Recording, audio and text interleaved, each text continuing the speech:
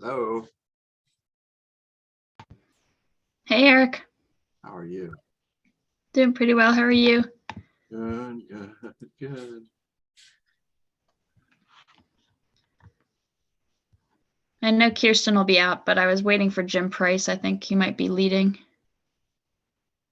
Oh, yes, I'm on. I thought. Oh, you are? Yes, I don't know how it's coming up though. I usually turn off myself. Looks like you're on a sustainable Pittsburgh. Oh, nice. Oh, that was a mistake. I've not been there. Apologize for that. No worries. Glad you clarified. Thanks. Yeah, I've been sick, so I'm not going to be on. I've been out for the last day. So Hope you're feeling better. thanks. Yeah, not yet, but hopefully soon. I tell you what, this has been the roughest winter of my life since I was a kid. Like, I think it was the 2 years of being secluded, and now my girlfriend has 2 little kids, and it has been. You got all the germs. Yep. Yeah, it has been rough. So, all right. So let me pull up the agenda here.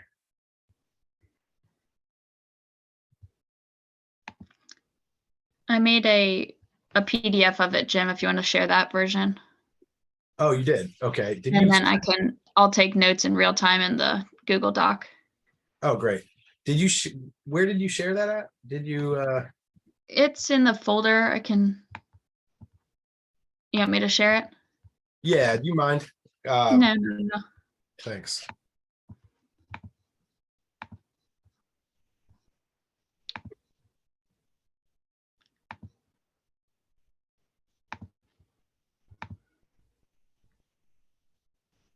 Okay, can you guys see that?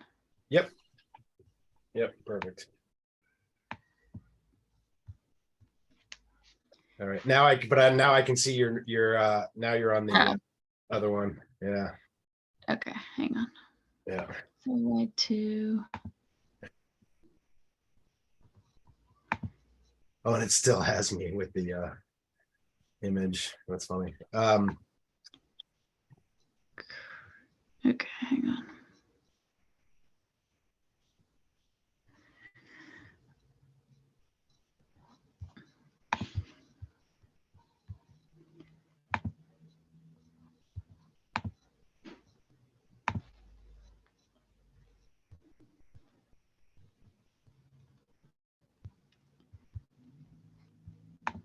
Well, while you're pulling that up, we can I can call things to order and do the roll call.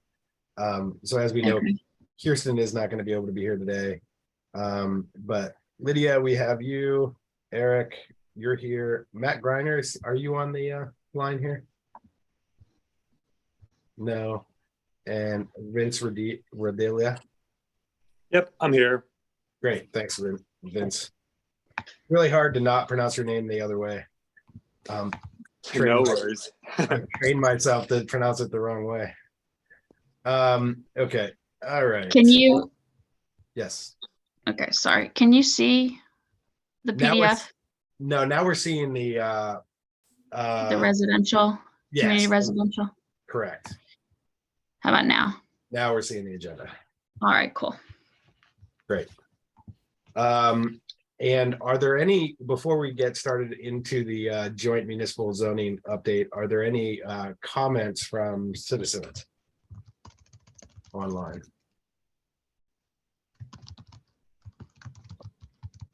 No hands raised, so I'll take that as no comments. But there'll obviously be an opportunity to comment as we go into the actual multi-municipal zoning project update. So we have had the opportunity to take a look at a map, the overall map, and then what you just saw pop up on the screen there for a second was a given description of one of the different districts that are going to be planned. And I actually have an annotated map too that I'm going to show because we didn't have a chance to get it back to ZoneCo and have them make it look perfect. So it's an annotated map that was done in PDF, so it's not as nice, but it takes into account some of the issues that we had with the with the initial map that they provided us. There were some properties that were mismarked, and then there was a lot of work that needed to be done in the valley, in the Chartiers Valley, part of the borough, that were inappropriately labeled. So with that, I think probably the best next step is to bring up the map, and I'll actually share my screen, because I'll show the map that's already been annotated, so that everybody can get a look at where it is. So I'm going to take over screen sharing here. It says I Sure. cannot. Yep, thank you. I cannot do it while you're doing it. So let me do it now. Okay, so this is the overall map, and can everybody see that now? Yes. Okay, and you're only seeing the top app. I'll scroll down. Actually, I could probably shrink it a little bit. Is that a good size that everybody can zoom in and see? Yes. I can pretty much see it. Yeah. Okay. Yep, looks good. Okay, great. Here, if I wasn't muted, yeah, I can see it fine. Good. All right, so a couple things to note that we're changing. You'll see that circle up on where Clearview, the Clearview Trail is on the right-hand side. That says H, change to park. We're going to change right now. The orange is Conservancy District, and I'll talk about what that is in a moment. But we're going to change that one to park. The two Linden Avenue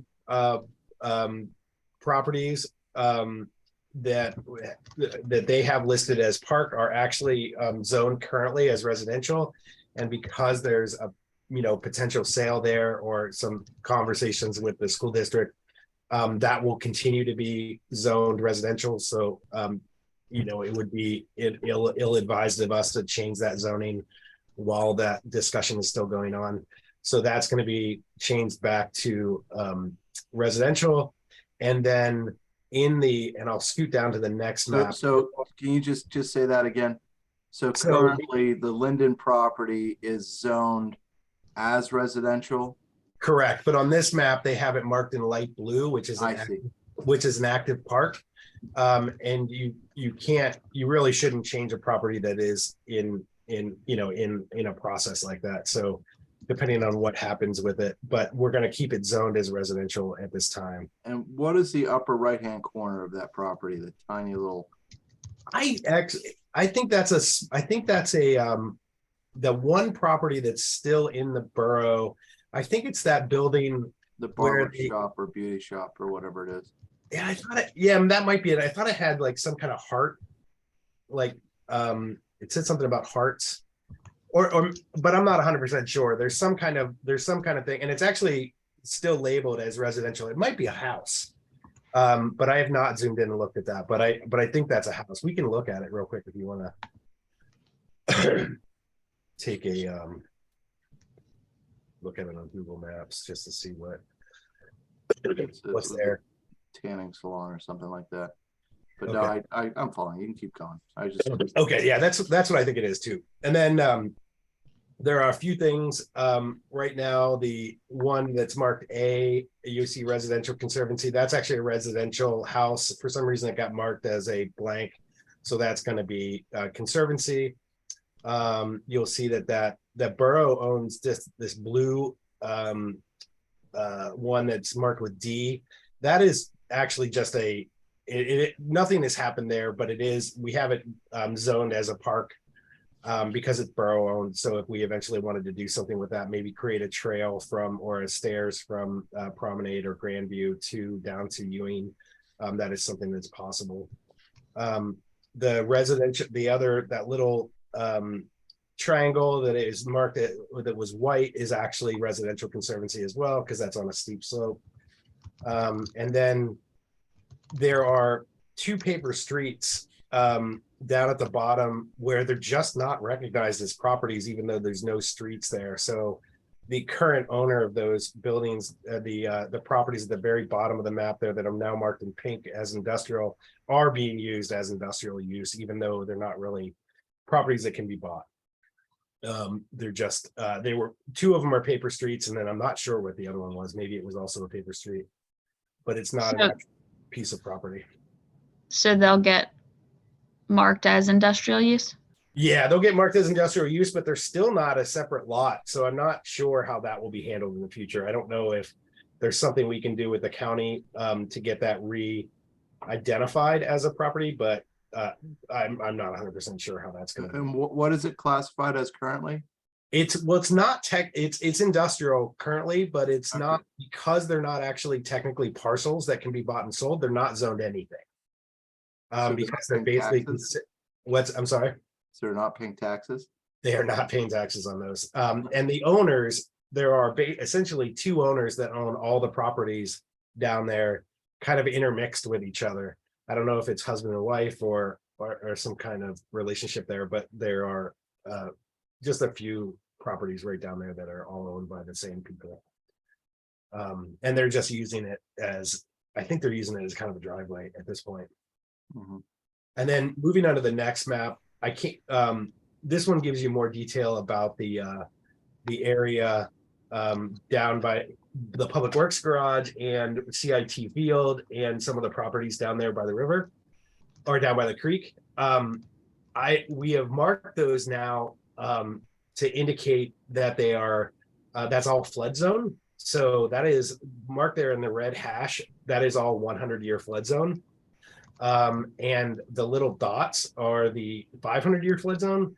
So it's our recommendation that that all changes to Conservancy District, which essentially, Can you guys hear me? yes, now we Yes. I beg to differ with you on that because that can be developed if somebody wants to bring the current elevation up 5 to 6 feet. So that I differ with you in that. Yeah, I actually would. So that's all 100-year floodplain, and that's based on numbers from a significant time ago. That's actually from 2008-9 firms. The maps from the FEMA, and those have already changed significantly in most municipalities. We have just not done it. The average stream flow in Pennsylvania in the Ohio River valleys is supposed to go up by an average of 50% over the next 50 years.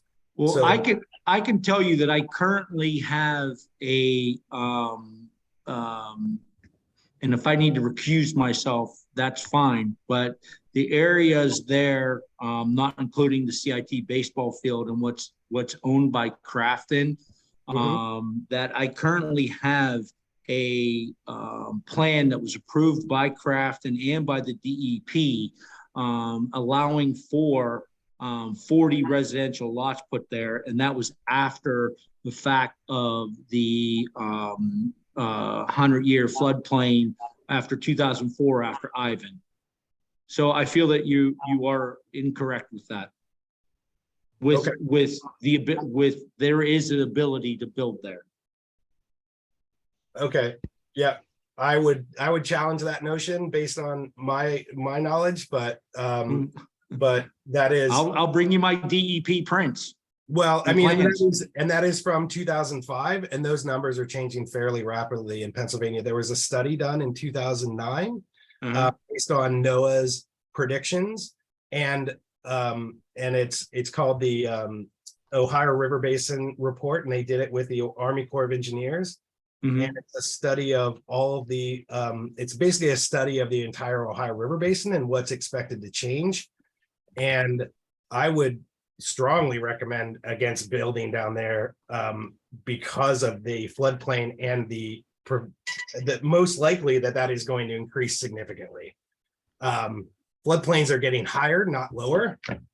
And, I don't know the last time they've done a firm, but looking at what Alcosan has been reporting, they've been reporting significantly higher rainfall amounts and stream flow amounts, thus causing more flooding locally around the region. So I would say that we would have to redo that study with modern numbers.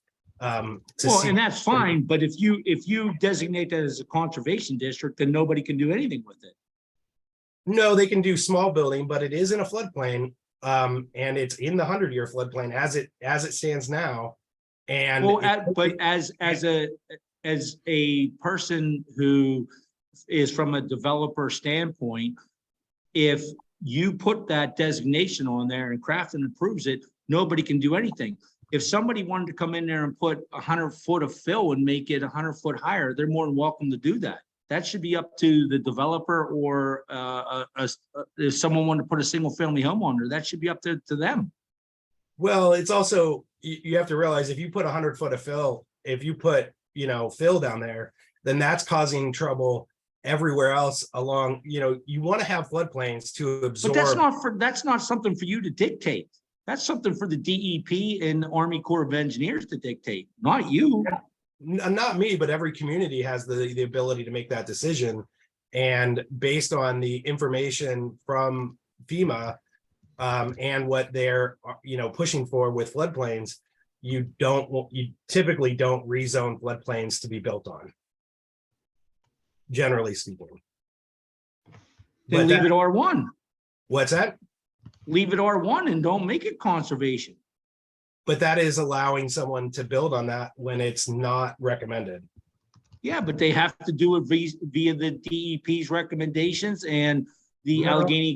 Allegheny County Conservation District and everybody else. What You're saying is hypothetical. What I'm saying is based on FEMA's maps. I mean, we can discuss it. We can discuss it another time, but that's But again, it's hypothetical. it's based on, just like your thing is hypothetical too, because it's past and things are changing. I disagree with you, but go ahead. Yeah, that is an issue that we can talk about moving forward, but that's just my recommendation. The community can. That's one of the only places in Crafton that there's any possibility of any residential development. Yeah, we're a pretty built out community. Yes, that's true. Yeah, exactly. Yeah. And then if people take your recommendation, their hands are tied. For that area, yes, I would recommend that. Yeah, exactly. I would recommend that area remains undeveloped. Yes, as is in a floodplain, and that's generally what you recommend for floodplains. Yes. I don't know your exact credentials, but you can build anywhere you want. So I beg to differ with you. Okay, you can. Yeah, we can agree to disagree. Okay. Yep. So moving on, the things that are marked there that are in R are all residential. They're actually being currently used as residential, and they are up on the hill, so they're out of the floodplain. So I would recommend that those stay as residential. The properties along DeSoto and Lincoln are all steep slopes, and they're actually being cut through by an access road currently. And those properties have not switched hands since the 1800s. So I recommend that those also be conservancy because they are steep slope. And then moving down into the public works properties, the three large properties in pink right now are owned by Crafton. And then the two to the right with the R's on them are currently, we have this listed as industrial, but I would recommend that we rezone them as residential because that's how they're currently being used. And then the I is also marked as it's being used as a warehouse, so that could be stay as industrial.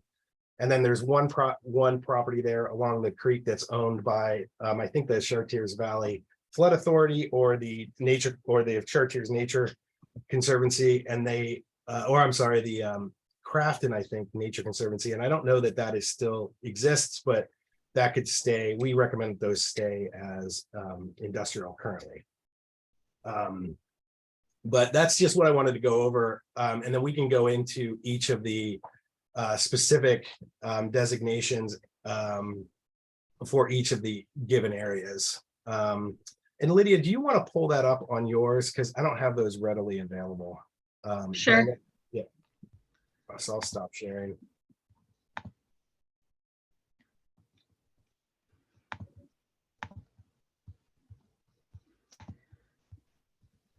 Do you see that now?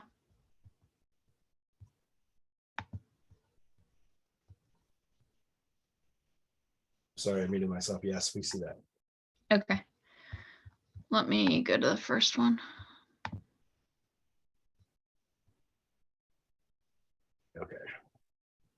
So we have, this is a new district. The Crafton Transit Oriented Development District is essentially marking out the areas that are around the busway and within a walkable distance of the busway, and in areas where the borough wants to encourage transit oriented development or higher density mixed use growth. And you can see the description there if you all want to take a moment and read that description, and then we can discuss it if we want discussions. Give it 2 minutes here.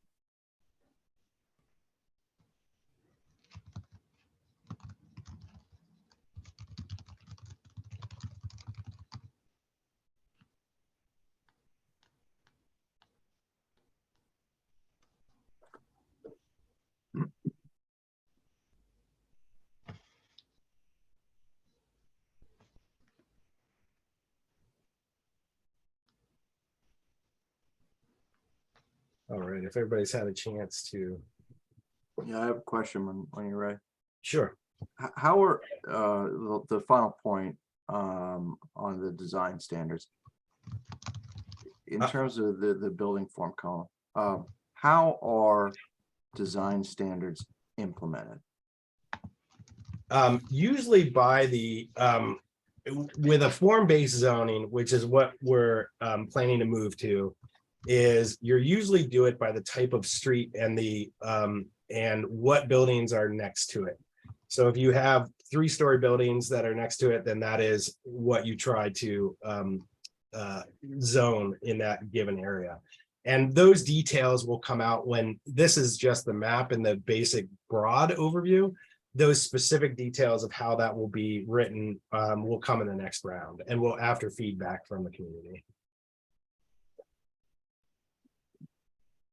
Let's say they're adopted though. What I'm trying to get at is like, so there's recommendations for standards around so the qualitative statement of high quality materials and pedestrian scale. How are these things implemented in terms of design standards? Like, what is it, a list that you have to use a certain color brick, or what does that mean in terms of the real world?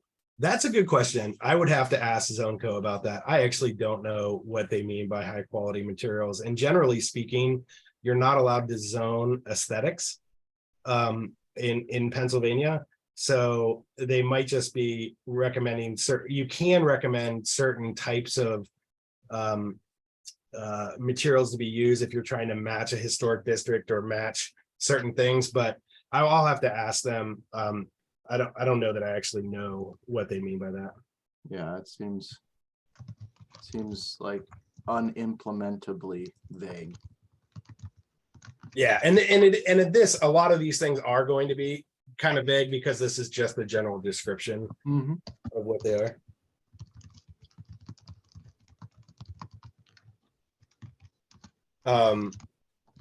Any other thoughts about where the district actually is, or where it should be, or are we missing properties? I know that we did on the map, we did mark those 3 properties that are actually houses currently on the street, to mark them as as transit-oriented development, in case if those houses ever switched hands and someone wanted to put a business there or change those buildings up. That could be done as well. It doesn't preclude them from building a house or building another house there. It just allows people to build a business there if that's what they so desire. Can you explain the 3 parcels that aren't purple near Bell Avenue? They just stick out to me. Actually, that's what I was just talking about. Those are those are houses. And we recommended that they actually do on the annotated map that I don't know if it was clear on that map that I just showed, but we do recommend that those are actually marked in purple as well. Okay. Yeah, we just hadn't gotten the last update from ZoneCo. That's okay. I'll add it to the list of the changes already earmarked. It's the way I'm capturing it.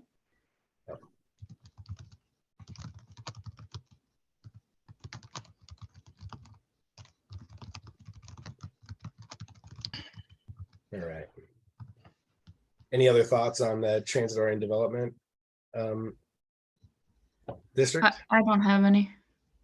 So having a transit-oriented development designation in terms of the community, what does that mean? Are they taxed differently? Are they qualifying for grants differently? Are they, what does that mean by reclassifying these as a transit-oriented development district? It primarily means that you can build when the actual designation, when the specifics come out, that they can build more densely, that you're encouraged to protect, that you're encouraged to build more densely to promote a walkable area, and you're encouraged to build what do you call it, a multi-use. So, with businesses on the ground floor and possibly apartments or offices above, if people choose to rebuild. But it's really just a type of district, mainly creating a more walkable, denser district than what is already there. Does that come with lighting restrictions and height restrictions? I mean, can somebody build a 10-story building there? It will come with height limitations. It's usually, though, to match the buildings that are around it. So being that you have what is the senior center? Is it a 6-story building or an 8-story building? There might be encouragement to, and this will all be talked about when we have the specifics, what the borough wants to encourage, what the community wants to encourage when they adopt this. So giving the feedback to the borough when they are talking about this, just like we did with the industrial zone down by the river, or down by the creek. This is an opportunity for people to provide feedback and decide what those limits are and what the heights are and all that information. What I'm trying to kind of gather around, Jim, is the we've talked about, what are things that the commission can do, this group can do as a recommendation body. We're not decisionaires. One of the things that came up is we can help better inform the community about how to give feedback and how to contextualize what these sorts of things mean. Mm-hmm. So if this were a final plan, would it have would it include definitions that like design standards and height restriction? Would by nature of this sort of thing, when it gets pushed out for public comment, these things are vague because they're not quite defined yet, will they be defined enough for someone to say, hey, wait a minute, I think that we should restrict development not to 8 stories, but to 3 stories, or, whatever. I don't know. I'm just making that up. Yeah, absolutely. It will be. So the next round, we plan to do engagement, public engagement in April, based on these maps and districts. And we might be doing that jointly with Ingram, but it will be, and I just talked to ZoneCo earlier today about this. It'll essentially be people will come into a room, they'll have an opportunity to write post-it notes and write notes on given ideas. And that's going to be the more general, though. It's not going to be specific, but if ZoneCo, and I'm not sure how they are going to handle that, but there's going to be an opportunity to make comments and write notes and provide feedback on that. And with a talk and support from ZoneCo and the consultants.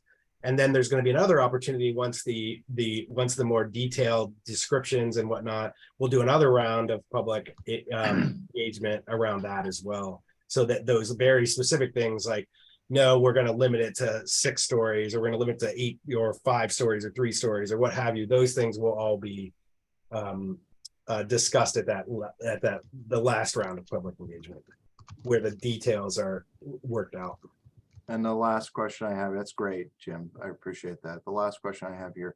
So we're moving to a form, if adopted, Mhm. we're moving to a form-based code. And Correct. that's from what and why is that recommended? So form-based code is recommending that a lot of what has happened, there's really two types of zoning, and that's Euclidean zoning, where you just have districts and you basically have set limits on what can be built in a given area. Form-based zoning uses more descriptions on the types of streets that you're on and information around that, so there's a little more flexibility with, if you have a 6-story building next to you, you can build a 6-story building too, because that matches the form of that given neighborhood. It allows neighborhoods to build more densely. It allows neighborhoods to be a little more flexible about how they build. And it's a lot more image driven in the actual form of the code, as opposed to really difficult to understand language around different rules. And right now our zoning rules have contradictions in them. And the idea is that form-based zoning will help prevent that, because it'll be using what is around you, the forms of the buildings that are around you as the guideline. And so one of the other problems that you have with Euclidean zoning in a lot of places is, if you follow the rules of Euclidean zoning, you couldn't rebuild the community the way it's built currently. And there are a lot of beautiful cobblestone streets in Crafton, and a lot of nice business areas, and we'd like them to be built out, or be redeveloped in that same way. If or maybe they want to make a different move, but it's hard to explain the difference between form-based zoning and Euclidean zoning. But the main difference is that you're looking at the form of the structures that are around it, and trying to encourage similar development, or move, or unless you've changed what you're trying to do and moving in a different direction. But I hope that's a general explanation for you. No, it's great. It's helpful to me. I'm just trying to figure out the context of how we can help the community understand what's obviously something that's more than, wrestling, right? That's pretty hard to contextualize, I think, as a person. I know I struggle with it, and I hear you kind of, there's not a singular definition of, oh, this is X and this is Y, and they're specifically different for these 5 reasons, right? Right. Yeah.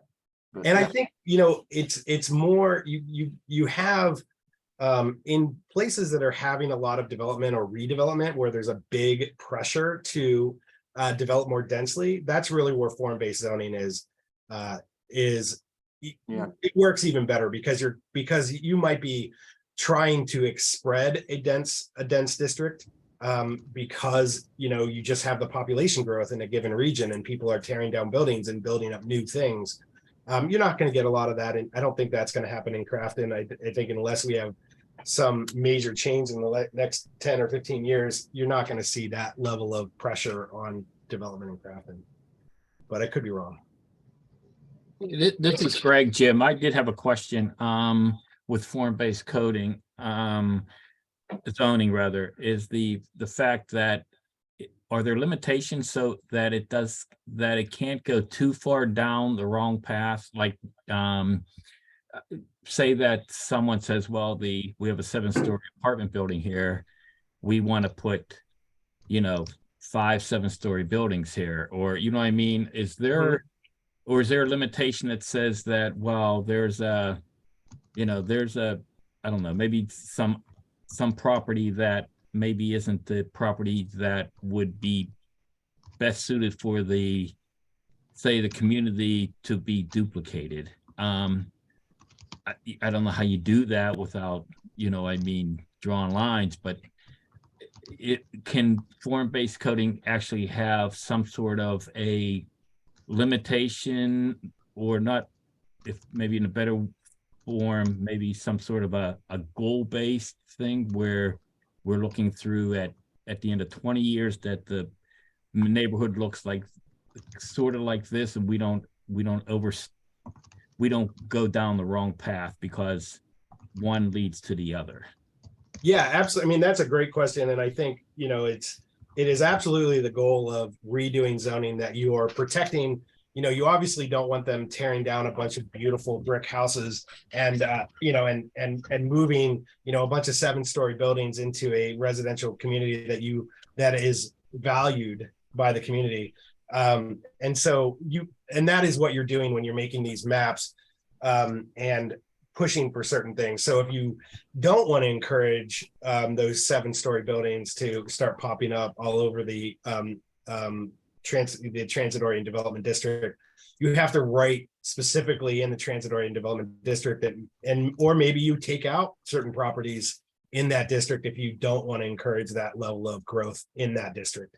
But that's really the goal behind the districts, is keeping them limited to a given area. And if you are, and let's say everything in the CTOD becomes, you know, much larger buildings and whatnot, and changes the nature of Crafton, then yeah, you'll stop. You know, you can always go back and change zoning, or you can, or maybe you'll want to encourage more development or whatnot. But those things can all be decided, and when this is finalized, whatever the community decides, once it's, you know, rules to be, that is what you take moving forward. And so once you've decided on those rules, though, there is now, if you're a property owner in that given area, you want to build to those rules, there's no way to prevent you from building those rules if it's allowed by right. So there's a number of different ways that you allow building in a given community. That's by right, by conditional use, or by special exception. And the two biggest one, that usually you build something by right. So let's say in the zoning, it says that you can build a 7-story building by right in the central transit or in the the Crafton transit or development section. Then the community doesn't have much say in that. If they wanted to build, if they own that property and they want to build the 7 stories, if it says that in the zoning code, then yes, they can build that. If you've prevented that in some way, like this is where those rules come in, like, you don't want to allow someone to build a 7-story building if the 2 buildings on either side of it are only 2 stories tall. That is something that you can write into the zoning code itself. Does that answer your question? Yeah, it does. Thank you. It took me a while to find a mute button, but Yeah, that's yeah, right. it does. So it does look like that we are at the tip of the iceberg on this zoning of this zoning project. It really is just digging into the so they've looked at what we had, and now they're starting to create, you know, the aspirations for what the community wants to move forward. So is it common, Greg? I think that's exactly what I was trying to get at. So is it common, Jim, for curbs to be in place to say, I don't know, let's say the current district has 100,000, I'm sure it's more, square feet of residential and 75,000 of business space, and so, you know, whatever it is, do people put curbs in place that say it can't exceed 1.6 million? You know what I mean? Yeah, I don't think that form-based zoning typically works that way. We can discuss that with ZoneCo. I think that would be really hard to enforce if you did it that way, because you know, I'm not suggesting, I'm trying to figure out how do they do it. Yeah, no, that's a good question. So really it's just by you know, in a given district, you typically, like if you're on a main, like, so if you're on a main street, then you can build this type of building. If you're on an alley or another type of street, maybe a smaller street, a less traveled street, you can build maybe a little less. Maybe you can't build a 3-story building, you can only build a 2-story building.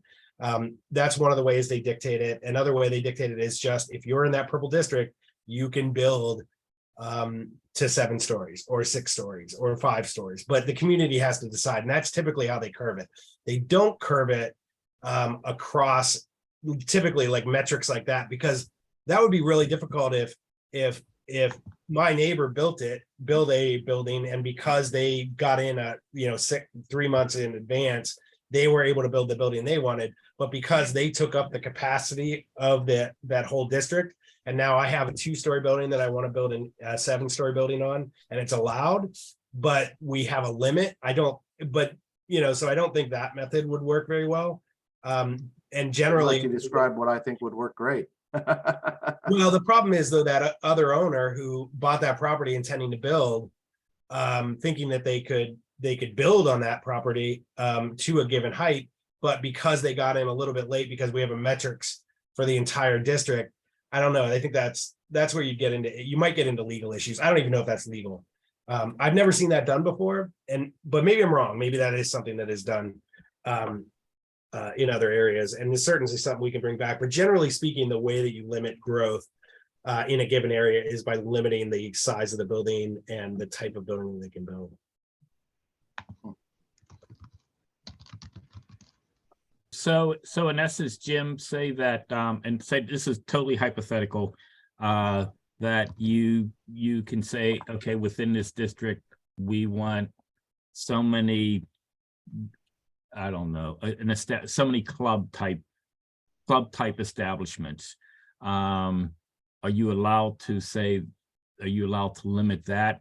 An example would be that the South Side, was gangbusters with a lot of bars and things like that, but then it was, after a while, it became a problem. Is there, I'm not saying anything about against bars, but that's just a hypothetical of type of establishment that could turn your strip into a 1960s Liberty Avenue. You know what I mean? Is there any way to prevent things like that through zoning? Generally speaking, I would say no to the way that you presented it.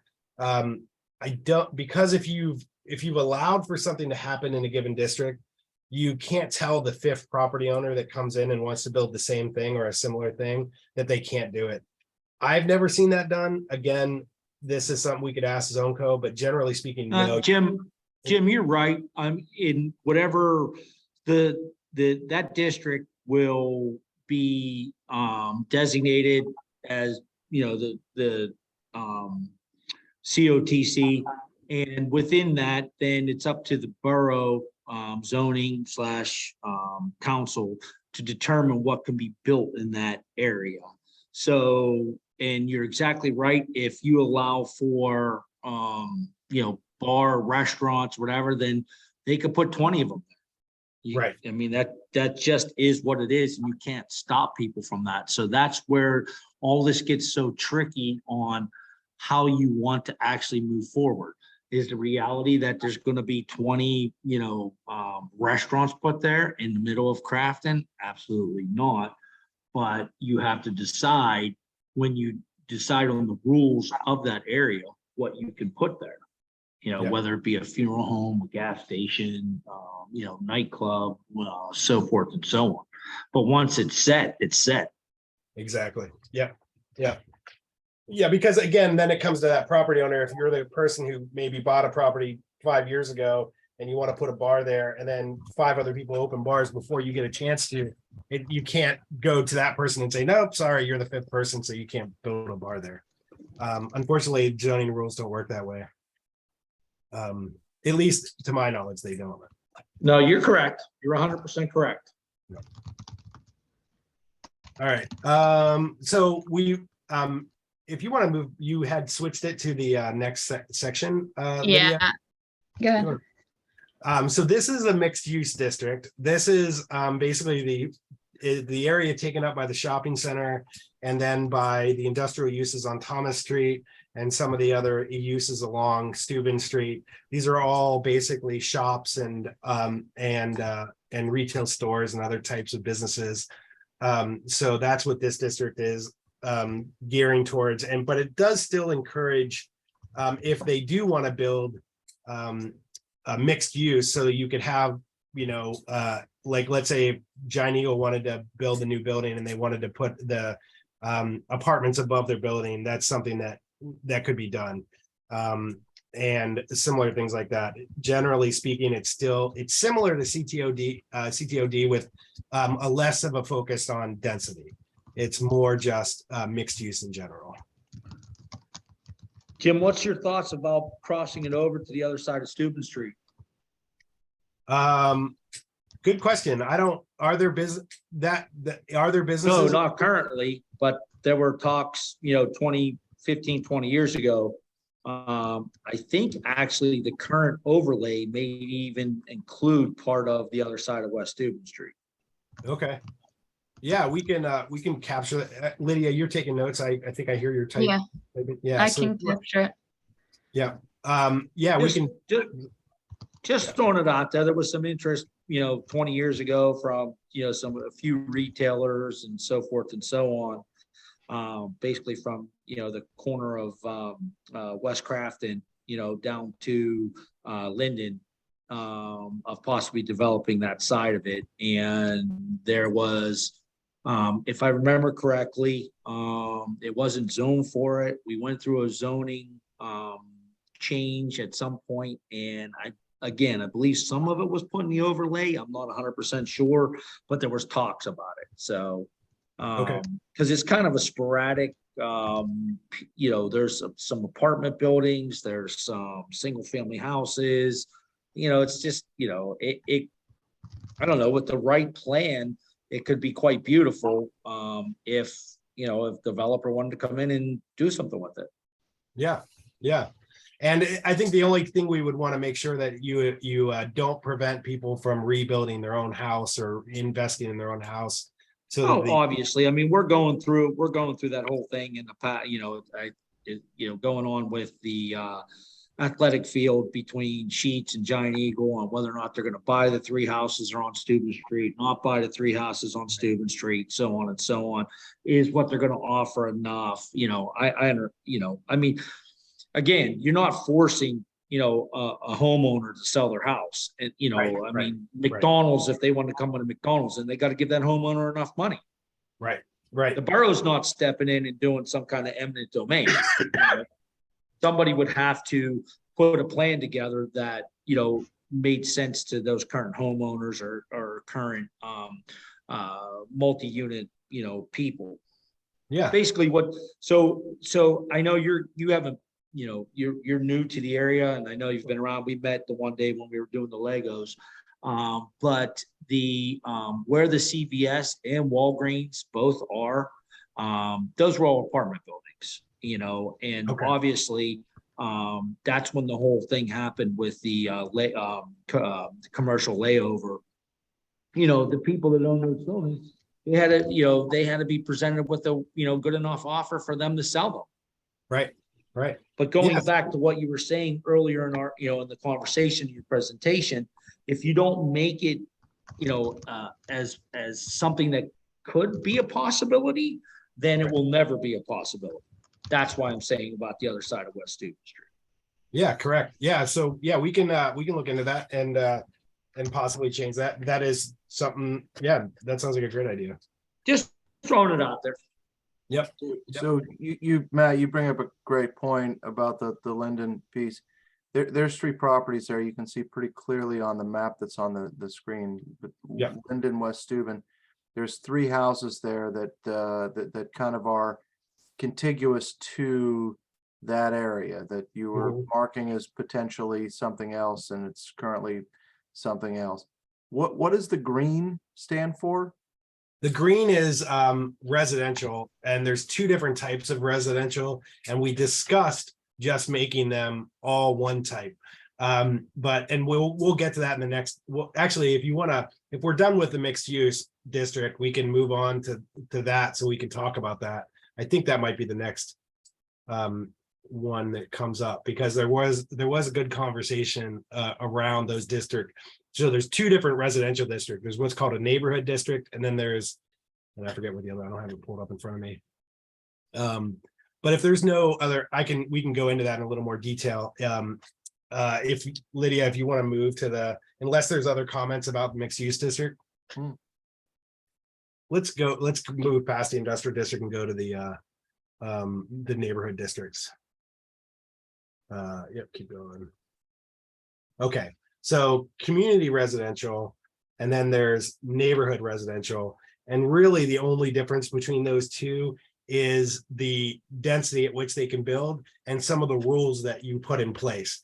And some of the conversations around that. So the darker green, the green is slightly more dense and encouraging more dense building, because there are the things that are there currently are there's more apartment buildings, there's more multifamily use, multifamily houses and whatnot. And so that's what's in those districts. And then in the neighborhood district, it's a little more standard with single family homes, with some homes that has been split into other types of properties. But that was a discussion that we had at the steering committee meeting a couple weeks ago when we first saw these maps. And that was how does the community, do you want there to be a difference between those types of between those two different districts, or do we want to just call them all one thing and allow for and have the same rules in both of them? I think the one of the big points that came up was, do we allow people in those zoning districts, if you own a large house in a neighborhood, you know, somewhere in that light gray or in the tan district, are we allowing them, is the borough allowing them to split that building up into 3 units, for example? That has been done in the past, but it was done mostly illegally. It was done when people would just decide that they wanted to break up their house into multiple units, and there was no rules or regulations. They weren't coming to the borough and getting a permit to do that. And so there was no consideration of parking on the street and no consideration of how it's actually being split apart. Or is it being, you know, are there building reviews and whatnot? So that's really the big question between those two zones. So the green is the slightly more dense, medium scale residential structures. And the other one is slightly less dense. I thought we had an ordinance that prevented you from taking a single family home back to a multi No, unit. We do not. no. I'm sorry, go ahead. No, go ahead. I actually don't know. So I know that there were. So ultimately what happened, Eric, is that whenever the international code took place, okay, I think the first one came out in roughly 2004 or something like that, where it started to be really implemented into communities. It makes it almost impossible to take, well, first of all, they did a rezoning of Crafton, which I've talked about. The majority of Crafton is R1. You have places that were already what we want to call that were built there, so they call it conditional use. Okay, they changed the rules and regulations to the effect that you have to go by the international code, and with that, it's almost impossible to change a current single-family home into a multi-unit for 2 reasons. One, as I said, the zoning, most of the stuff was turned to R1. Secondly, is that most of these places, if we use, let's use South Emily as an example, okay? There's a lot of, or I'd say probably half that street is multi-units. It would be impossible to turn that into, with today's code, into a multi-use place, because there's no way. You have to have, I believe it's 2 parking spaces per unit off street. Okay. You have to have there's certain entrance requirements, or certain means of egress requirements, and it's almost impossible to make any of that happen based on the square footage of lots and so forth. And If that answers the question. That would include like electrical basically, you'd have to make them into condominiums with separate services, as opposed to just one building. Yeah, there's a lot of things like that in there that, Yeah, yes. okay. Yes. And So you're it's talking about the virtually ac- impossible to, unless maybe, you guys know the big house that's up there on the end of Division before you turn on to Station Street. Yep. A place like that, yeah, you might be able to make it work.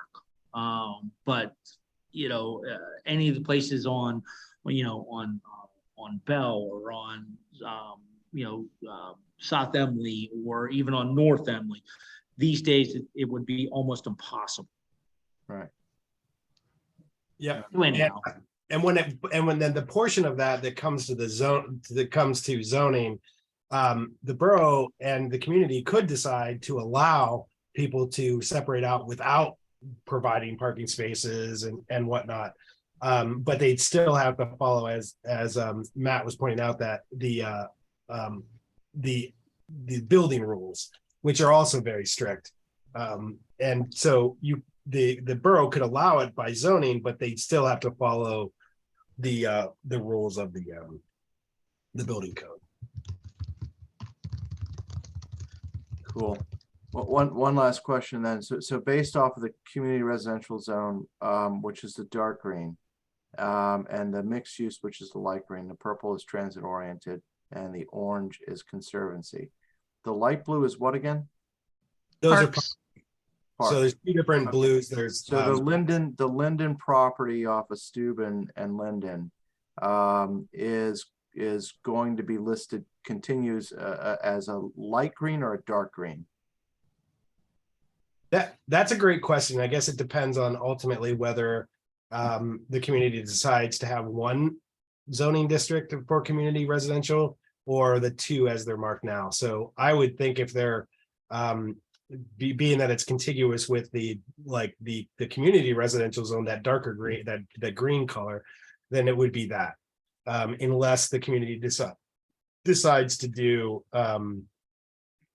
just one type of residential district. Well, what I'm getting at is you labeled a lot of houses off of whatever is Maxwell down by Matt, help me out, by the Dollar General.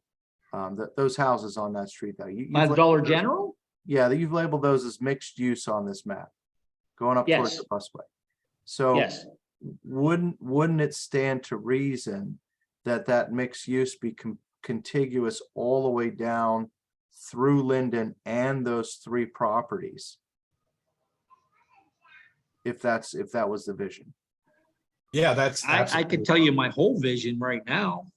Not you, Matt. I know you're, well, no, I don't, but no, I'm Yes, asking. I would.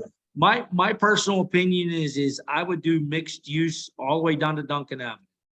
And then Duncan to Maxwell and Maxwell to Linden and back up. Yeah, I think the only thing that and I think that we can capture that in the notes. I don't think that is I think the only we have to be careful with those two properties that might go up for sale. We don't want to zone them in a way that they can't be used by the people that want to buy them. Exactly. That's you just put them in the COTC. Well, or put them in mixed use. I don't know if you could put them in Or mixed use. I'm just saying something. So, I mean, other than, I don't know if you remember me spouting off at the Lego meeting or not, but I would like to see like a piece of property like that be zoned, as a mixed use so that you could do anything below industrial. So if AT&T wanted to come in and put a huge, office building in there, I'd like them to be able to. If Ryan Holmes wants to come in and put 200 condos or whatever, I'd like them to be able to. That's my personal opinion. If you limit it to, as you just said, Jim, if you limit it too much, then you're cutting yourself off at the knees for development. Yep, agreed. So we can capture that in the notes too. All right. We don't have a whole lot of space to go around here, so. No, I get it. Yep. And that's why I was saying about, I actually have, I used to live at 172 West Steuben Street, which, abuts the football or baseball field, whatever you want to call it. And, Yeah, I mean, that whole corner would be great for a mixed use, obviously, as we were talking, 20 minutes ago, they got to give the people the right amount of money for their places, but no. Right. Yep. All right. Yeah, that's what I'm trying to get at. So if all this is in the, if this goes into the draft plan, that gives people an opportunity to envision what it is that the people behind it are kind of envisioning. It gives an opportunity to have a public conversation about, once you do it, you kind of, you kind of let go some restrictions, right? And I think that, I think it's a good opportunity to invite that public commentary again, because it doesn't, right now, it seems like it's kind of hodgepodge, and there's like a reason why we stop here and a reason why we stop there, but it doesn't fit into like the broader, thrive imperative, which was the economic development. So the more mixed use along this corridor would seem like it aligns to the vision of thrive, but it invites public comment to say, well, hold the phone, what does that mean? Or no, or yes, that's what we've been asking for, because it's really, I think it makes for a better picture to show what that could look like. You know what I mean? The Right. more green. Yep. And I want, I'm the old guy, I think I'm the oldest guy on here, but if you go out to Robinson, heading out 60, I know there's a lot of hodgepodge of stuff on the left and the right still, some buildings that, are hair salons and this, that, and the other thing. But once you get out to basically, that last traffic light where the big church is, and, it starts to kind of become more of a cohesive development, where the Arby's and the Wendy's and all those kinds. And not that I'm inviting those people in here, but Right. when I was a child, even a teenager, that from there all the way to West Virginia, there was nothing. It was all woods. The Right. only thing that was there was on the right-hand side, there was a Ames, and then it became a Hills. Okay. And if you look what Robinson did, left and the right-hand side of that main artery that comes through there, which comes right through our town, are both, designated for this kind of development. So I think it's very important that that whole area that you were just speaking of, Eric, it becomes a part of it, because that's really only what we have to try to create true commercial development. Well, and I, where I stand. I don't know that I agree with it, but I do agree that it should be, that's the debate. You know what I mean? Yeah. That's the conversation. That's what we need. Do people see that, and do people want that? And that, I think that's the, I think anything short of that doesn't invite doesn't invoke the public commentary to get this, one and done. Like, look, the community said no, or hey, there you go. Community said yes. Does not mean that it's all going to be redeveloped. It means that there's an opportunity for someone to convince somebody with the right amount of money, Exactly. to make it happen, right? Right. And I think that's to me, that's the whole purpose of doing something like this, is to. Crafton was always known as, somebody was difficult to work with, back in the day.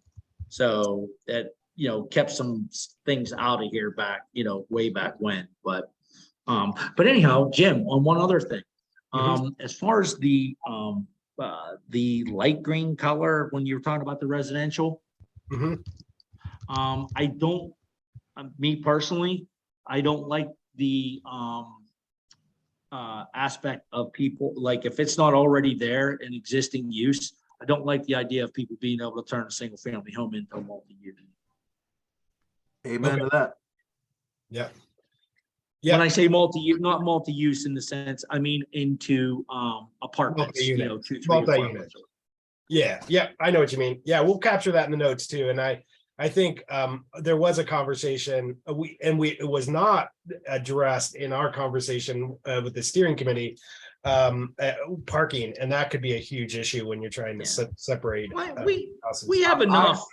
We, of half our residents, probably at least half our residents are people who live in, 2 and 3 unit buildings. And, enough's enough of that.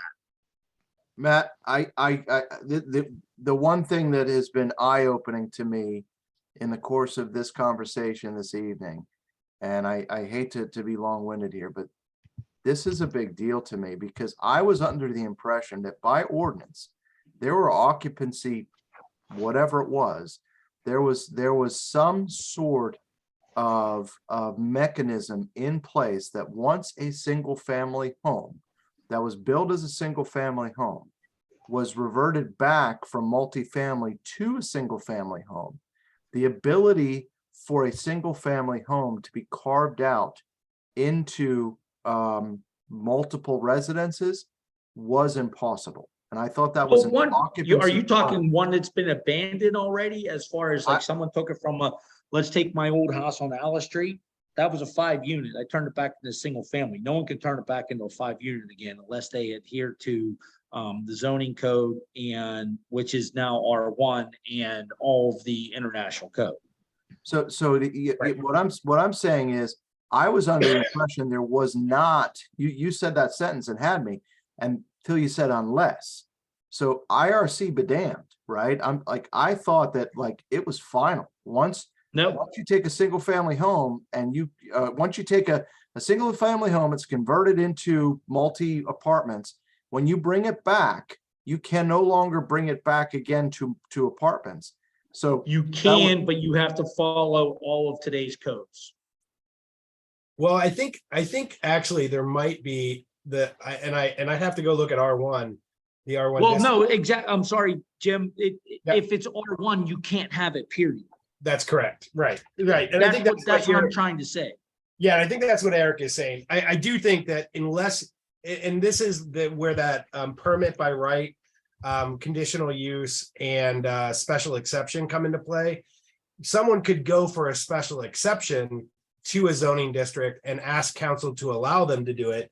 But yes, they are not, I think, and I'd have to go look at the zoning code. I've only looked at pieces of it in detail, but I do think that as Matt, you're saying, and Eric, that it does currently prevent you in an R1 district from separating in a house that's a single family house and making it. That is correct, because R1 does not allow for a multi-unit building. Right. So they're grandfathered in because they have one, but because Correct. it's R1, they can't make one.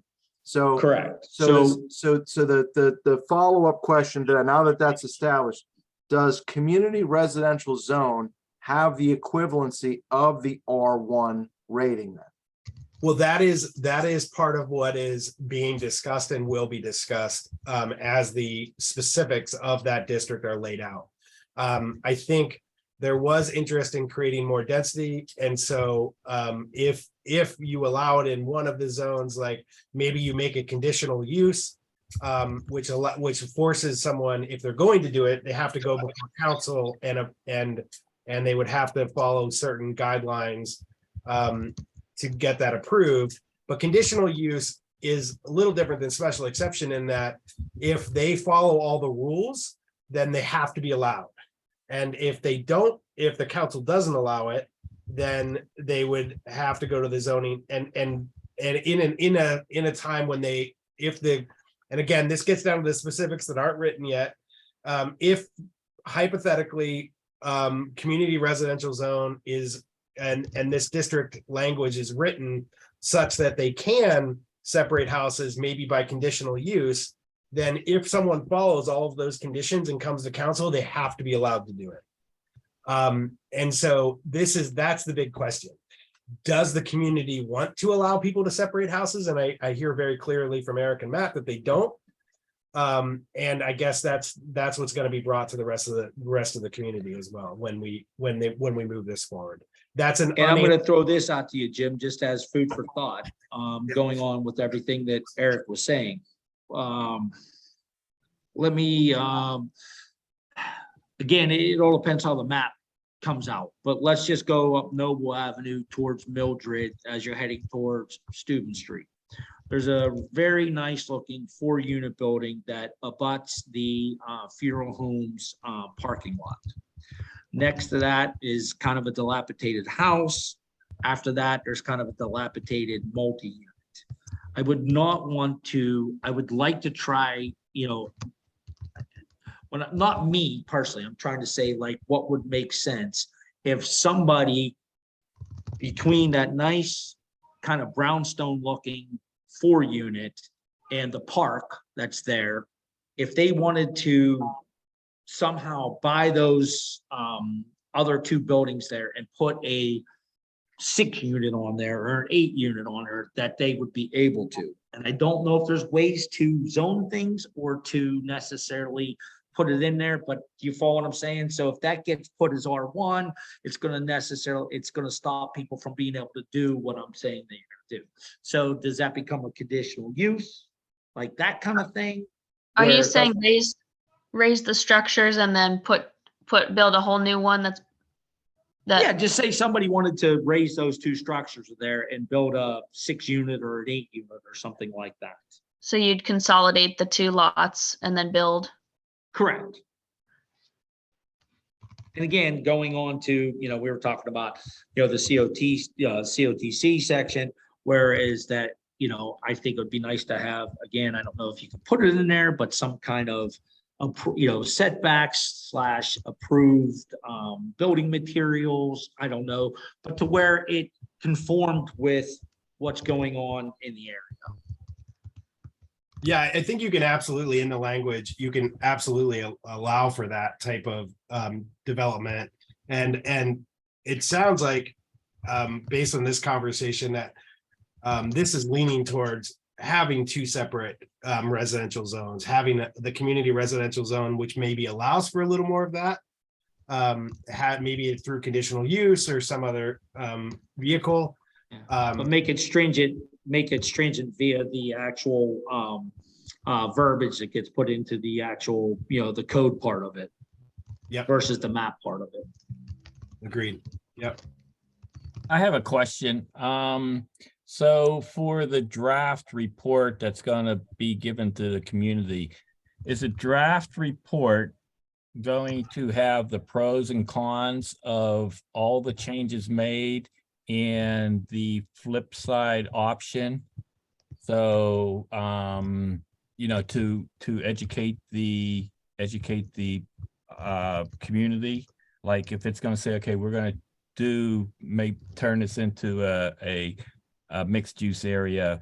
The report says these are the pros and these are the cons to that. Will the draft report be detailed enough to educate the community on those things? That's a great question. I don't know that so the next step in this, from a public engagement standpoint, is doing that engagement around the maps in these districts in a more generalized way and having discussions. And we can, if you capture that in the notes, Lydia, we can see if that is something that ZoneCo can produce. I don't know if that's their intent. And I just want to make sure that we're not, that sounds like a good idea. I just want to make sure there's not a reason not to do that. You know, I'm just thinking that you don't want to seed people, like based on our pros and cons, you don't want to encourage people to feel one way or the other about it. But I do think it's probably a good idea to have something like that, because most people don't, you know, deal with this on a regular basis and don't have an understanding of what this means for them or what this means for the community. So, Lydia, Yeah, my guess is that they would put it more in context of how does this align with our vision as stated in Thrive. yeah, that's a good way to think about it, and that might be how they're going to present it. But we can, when I talk to them about it in preparation of that, we can bring up that idea and see if something like that is something that they're going to produce. Right. Okay. This is Greg again. I wasn't very active in the community for Thrive, but did Thrive have a public acceptance? Yeah, they had public engagement, and then it went through a whole process to get approved through council. Yeah, Both councils. anytime you do a comprehensive plan, you're required by state law to do a pretty robust engagement. I think, did Pashik do that one? Was that Yes. right? So they tend to do pretty good engagement, but I don't know how Crafton's was. I was part of the steering committee. Greg, if you have any questions, I'm happy to chat more. I think Greg's, and I don't want to put words in your mouth, Greg, but I think Greg's comment to me is it's important to remember. What do we have? 6,000 people. Those rainy day marches through Crafton, those walking tours. You know, you had 5 people. It's hard to say that you had overwhelming community consensus building support when you don't have overwhelming community involvement, right? And that's just the nature of this stuff. Like, and that's why we're doing this zoning work now, and why I'm pushing to put it in here. Let's get it out. Let's do our part from the Plan Commission to try and inform people that, hey, this is important, right? Understand what mixed use means. Understand the bifurcation of residential means. Understand what these things can do for us. Understand what these things mean, because they kind of unshackle some things that haven't been possible before. So, I think that's a really, Greg, you bring up a great point there. You're not going to get, significant community engagement in terms of a double-digit percentage of all households in Grafton. No. But, we can do our best to try and get a representative sample. Yep, this is the most difficult thing about municipal government, is that getting through the noise of people's busy lives and getting good engagement is really, really hard to do. And especially when you're in a community like Crafton, there's lots of working adults, and people have lives and kids and everything else. So it's really hard to get through all that noise. Mixed use means we're open for business, right? And that's what everyone said they wanted. Who was everyone defined by the people that supported, like myself, supported Thrive. And Lydia, you were at the table more so as much as anybody. So I just I think that we can only do so much to put it out there, do our level best to explain to people what this means and how they can provide appropriate feedback. That's why we're having this tonight, is to try and I'm trying to strategically think about how we can better engage the people that live here, so that after the fact, they don't say, they being the residents, don't say, look what they did in their back door, back alley, back room cabal. You know what I mean? Like, we're trying our level best here. Open meeting with the public. What can we do? How do we figure it out? Greg, your voice is always welcome in this, because you're providing context and asking those exact questions. I think this is a hard one. This is a really hard place for us to be, but. Can I ask a question? Please. Is there any way that we can actually start meeting in person? We did actually meet in the last meeting. We did. No. I mean, I know, Commission. I've dropped the ball. I've had some stuff going on with my wife and with my business, but I'm meeting Planning Commission in general. I'm not talking just you, Jim. I'm talking to where people can show up, even if it's, they didn't come to the, the Lego building concept and so forth and so on, where they can show up and voice their concerns. And, it can be blasted on the fire department's thing, Crafton Elementary's board, and on the board done, by the miniature golf course. And, me personally, I hate this. I like you guys, but I hate this, doing this stuff on Zoom. It puts me over the edge. Hey, Matt, can we make that? I'm not sure who's in charge of governance with our fearless leader. Can we make that as a motion? Lydia, you know what I'm saying? Can Matt motion that we consider meeting in person, Sure, we have a quorum tonight. right? I make a motion that at starting the next planning commission meeting that we meet in person and make it known to the public. I'll second that emotion. I'll second that motion. With the stipulation, can we maintain the reason why we were Coletta was hesitant about this in the past was that there wasn't technology apparently available at the community center to support a hybrid meeting. Can we still we can- offer this? No, we can do hybrid meeting. We can absolutely. Okay, so I'm going to second that motion full force. So the motion is, can Crafton Planning Commission start meeting in person and advertise as such with a hybrid meeting with Zoom capabilities starting March of 2023? Yes. Yes. Okay, we'll do a roll call vote. Vince, Yes. Eric, Yes. Matt, Yes. and I also agree, yes.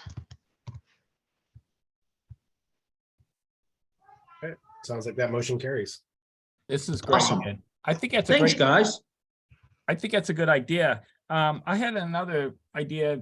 How quickly can like a meeting from tonight get to YouTube so that residents can view a meeting that maybe their time schedule did not allow them to see? Fairly quickly. I mean, Lydia, I think that when you started this, is this going to be saved on your computer or is this saved on our cloud? I think it's on the cloud.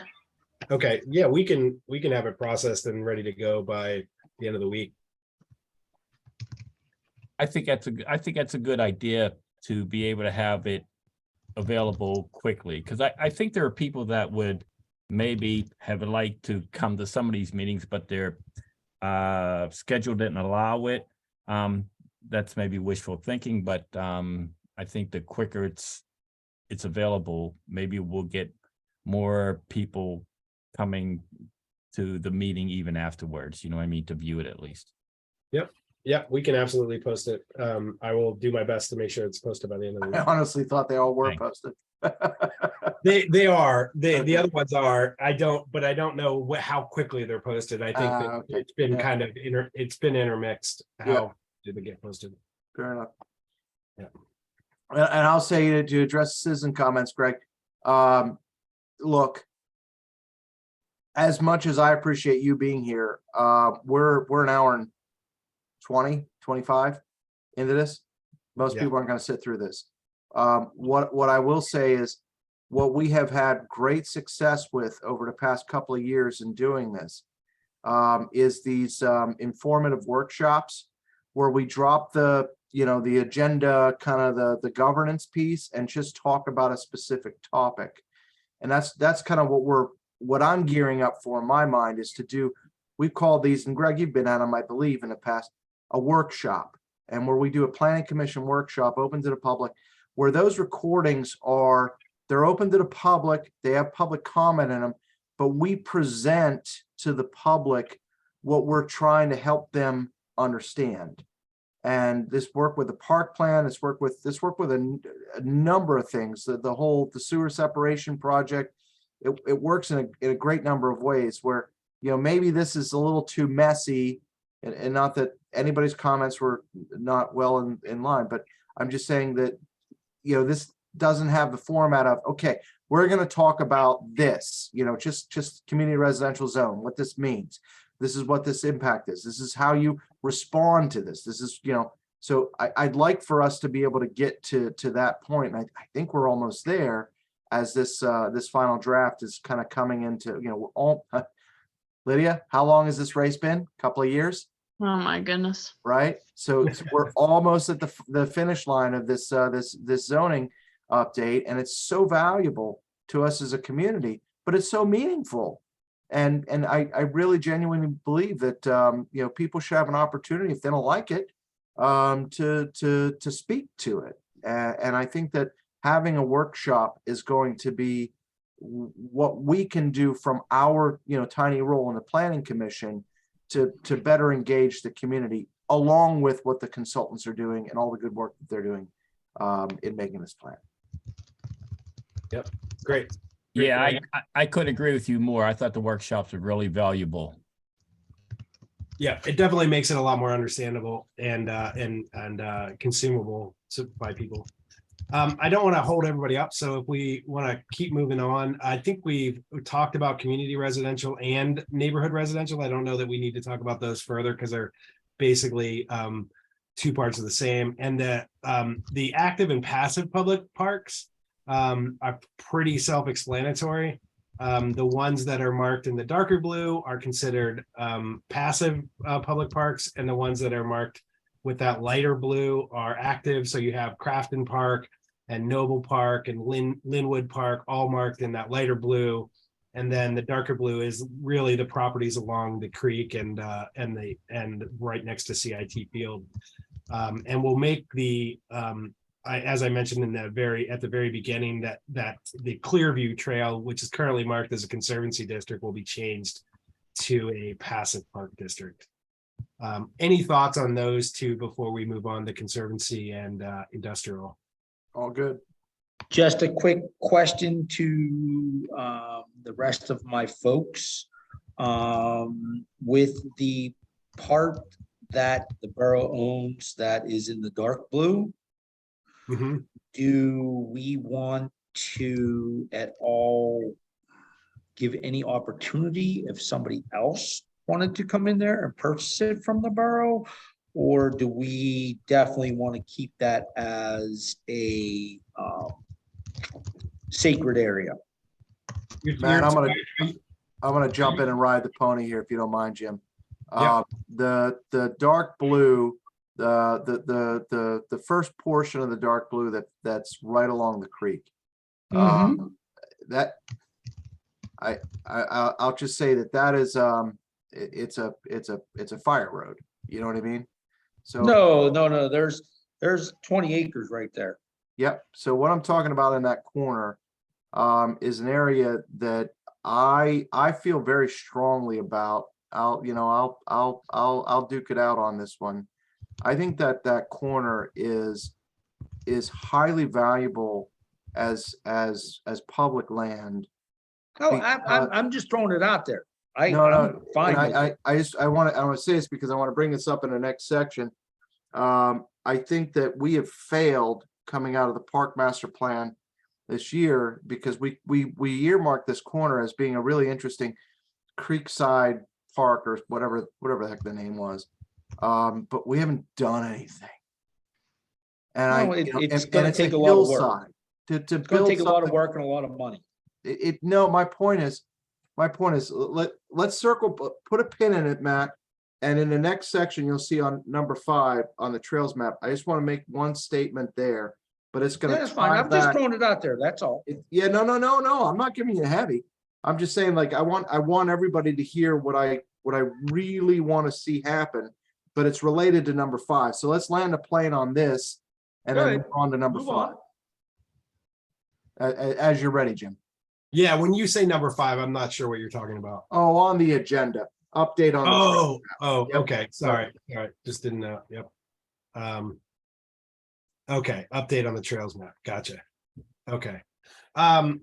Yeah, I'll talk about that in a second. For the conservancy district, you heard my thoughts on this. This is basically all the things marked in orange. And we had that debate at the beginning about marking the ones in the valley as conservation district or conservancy district. And that is, where we'll have more feedback from the community and whatnot. But I was suggesting that we mark the all those properties along the creek. All right, Jim, move on. Yeah, okay. Yeah, that's fine. Just We're wanna, good. yeah, that's fine. All right, we'll move on. I'm just You're messing with you, fading man. fast, brother. I am. It's been a rough day. That's a fight you and I are gonna have later. Yeah, that's all right. All right. So, are there any other questions on the Conservancy District before we move on? None. Okay. Anybody else? Nope. All right. So let's move to the next one. I think it's the Industrial District, and there's not much there. So, again, it's really just the properties that are owned by Crafton Borough. So I don't think there's much there either. Do you want to switch the image, Lydia? To No, Jim, I'm is that sorry. enough? Is that the parts that are over there by, that the borough owns, is that enough to satisfy, the state's requirements? You mean for what constitutes a industrial district? Well, unless this has changed, over the years that I'm not aware of, is, every community had to have, a place for an industrial district. They had to have a place. So the industrial district usually was the place that was designated to have adult bookstores and things like that. Is that enough of an industrial area to satisfy, or is that no longer something that has to be anymore? That's a good question. That would be a question for Zoneco. I'm not 100% sure how what the limits are and what the rules are. That's fine. I just know that there's, when they were going through the rezoning the last time, that there were certain things that they had to allow for and try to create areas that no one would do it anyhow. If that makes any sense. Yeah, and there's one additional piece to that, which is because we're doing, and this is one of the advantages of doing a joint zoning project with Ingram. If Ingram, it's really less about the district and more about specific uses.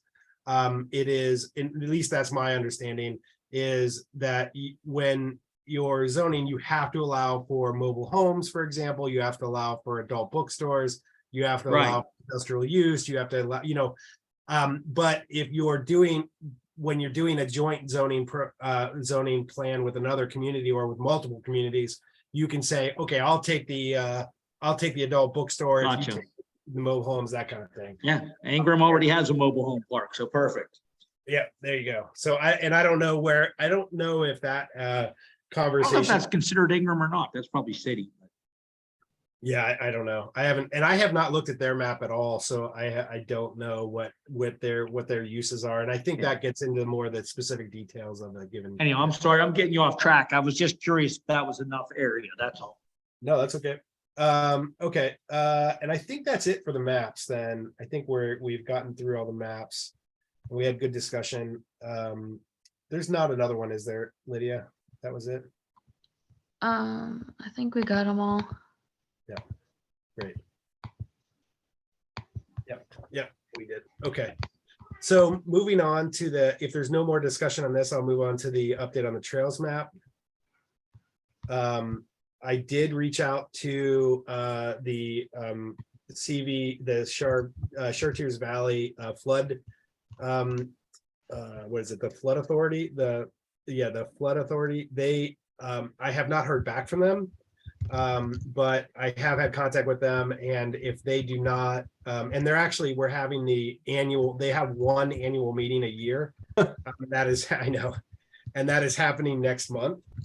So I will be attending that as well, but I've not heard back I actually sent them a list of the properties that we'd like to have approval to allow people to use as a trail. And I've not heard back yet. But I did actually talk to them about it. So it's not, I think he's running it up the chain, right? Running it up the flagpole right now to see if he needs any more information, and I'll let everybody know where that comes from there. So you actually spoke with a human. You didn't just leave. There's not just like a I did. voicemail. No, I did. It's Joe, I forget his last name, Crower, I think, from Bridgeville, is actually the current, and I got that name wrong. I know that it's a K. Hold on, I'll tell you exactly what it was so you can put it in the notes. It's Cower, actually, Kauer. and he works for Bridgeville, but he manages the CV Flood Control Authority. Or at least some part of it. Sure. Okay. But Can I it's- can I comment on, when you're done? I'm gonna Yeah, ask. go ahead. I'm done.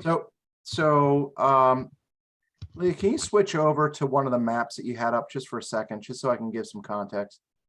Doesn't matter Sure. which one. Just one that's like more along the trail Zoomed there, that shows that blue elbow. I was yelling at Griner This about. one? Yeah. Yeah, that's fine. Right. So right now, if you start at the sled riding hill, does everybody know where I am? If I start at sled riding hill, Yeah. you come down that fire trail, whatever, Jeep trail, whatever it is, the Corps of Engineers access road, and you'll end up intersecting with basically DeSoto Street, right? But that corner right there, right, that was earmarked in the park plan as this, conservation area, right? So right now, if you leave the sled riding hill, you cannot exit that that walk until you get to the public works yard, basically. Right? There's a little crossover that's it's not really maintained. It's kind of like trampled by kids that cuts into CIT, but there's just no way back. So right at that bend there, that is really undevelopable. Matt, you might disagree, but undevelopable space, and it's really quite beautiful. That kind of goes up this hill to Ewing Road. What I'm saying is, if we if we marked a right of way, a walking trail through that space, that becomes a park then that's open for business. I mean, it is literally that simple. I've walked it a couple of times. There's a very natural way switchback up that hillside. It's very steep, but it is quite lovely. The whole center space, if you were to You're talking draw about the Eric, you're talking about the part that's basically, well, it was all cleared a couple of years ago, and where they put the sewage, the new sewer pipes down through. Brings you up right on the corner of Grandview and in that, in that, you're in the right vicinity. Yes. yeah, you just have to get it right away from Alcazan, that's all. You don't even need a right away from Alcazan because it wouldn't be covering the, so that right where that corner, so that where you're talking about with the sewage separation is like a straight line. Yeah. A straight line from whatever that is, that Emily, not Emily. Is that Emily? I can't see it. I can't think of it. But from the top of the hill. What I'm saying is further, It's further in. South Grandview, where South Grandview comes together with Ewing. Yeah. So see how Ewing continues straight down into the drink, right into the creek. I'm not saying there. So a little bit on your map now, above where the I is in Ewing Road, right? A little bit above the I. So right there, that is a very steep incline, right?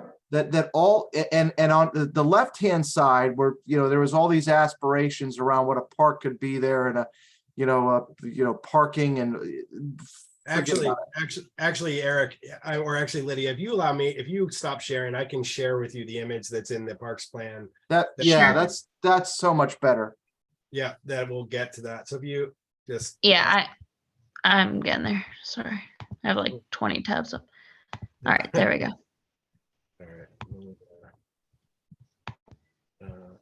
Okay. So there was a guy in the parks plan. Yes, thank you. Yes, this whole thing. I mean, pie in the sky. If you'd zoom in just a little bit, though, we don't need the text. So right here, yeah, that's plenty. So where it says earth and trails, right? We're 1, 2, 3, 4, 5 parking lots, all that stuff. You know what that is? All that stuff. That's a swamp. Okay. Yeah. That is a swamp. You're not putting you're not putting stuff in there without significant work, but it's pretty and flowers grow there and, mosquitoes fly there and blah, blah, blah. But if you look at there's some sort of a meandering there's some good sort of wild a strawberries there that I used to pick when I was a kid. All I'm saying is, so right around the corner, if you move your mouse over just down a little bit to your right where the green starts, right in there, right in that area, that switchback, right, does not currently exist. And all it takes is a couple of, colored flags and, maybe a machete. I don't know. But all it would take to open that up, where you would have a way to come down from the sled riding hill, go around this bend, and either cut over CIT or cut up to the hill, and you would be back on Ewing. Right, you would be back on Ewing. So like I said, I don't know who drew those, but I think it's lovely, the earthen trails that they built. We don't need to build a pavilion right now. We don't need. What we need to do is get it open for business, man. Yeah. And the point is, if we wait until spring when it becomes overgrown, I'm speaking from experience because I've been in that shtick. It is not pretty. But if you walk it and you mark it and you clear it out just a little bit, we could invoke the Boy Scouts, the Cub Scouts, the Girl Scouts, the U.S. Army. I don't care.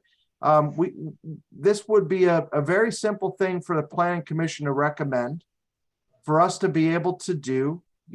We have in the Park Planning Commission, we had somebody who just recently, I don't know if he's still here or not, but he moved here from, Oregon or Colorado or whatever. And the guy was a trail builder. Like, he has experience doing that stuff.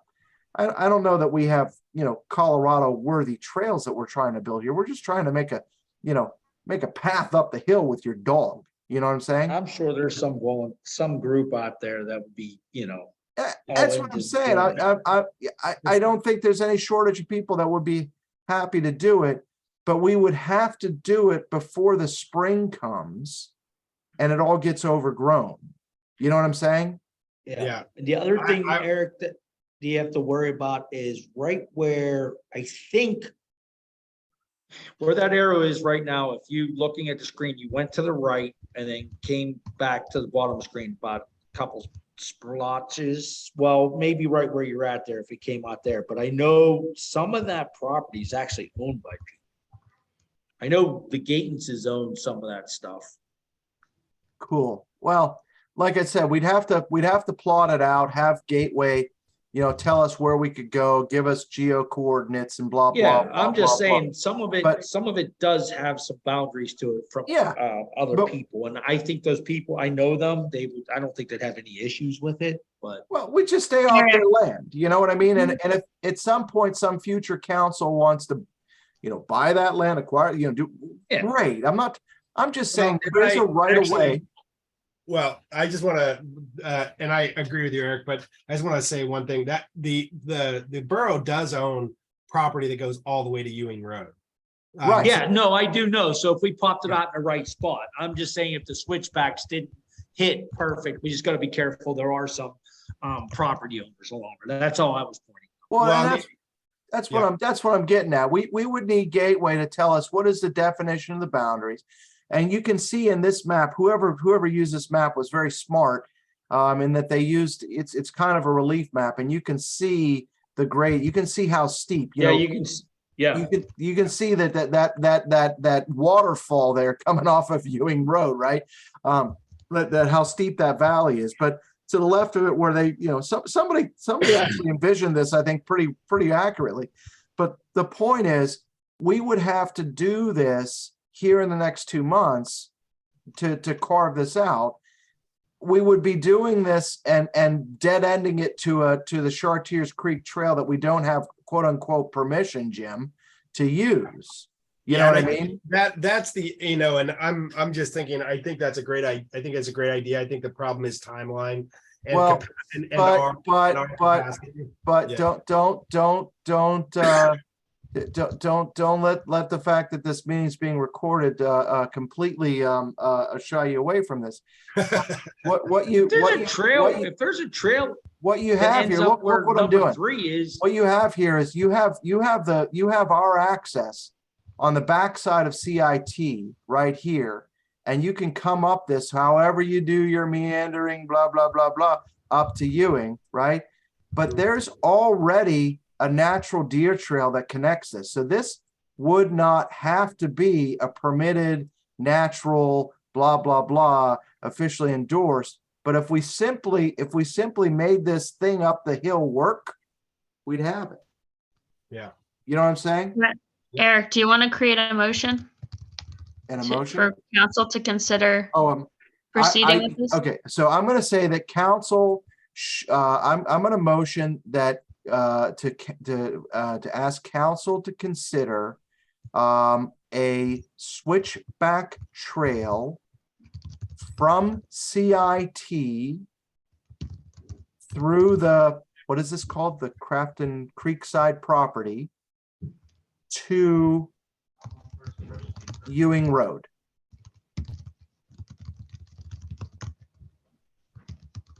Hang on. Switchback trail from CIT Crafton Creekside property To to Ewing Road. So I'm gonna change your language here just because I'm in the same document. So I'm gonna Yeah. read this back.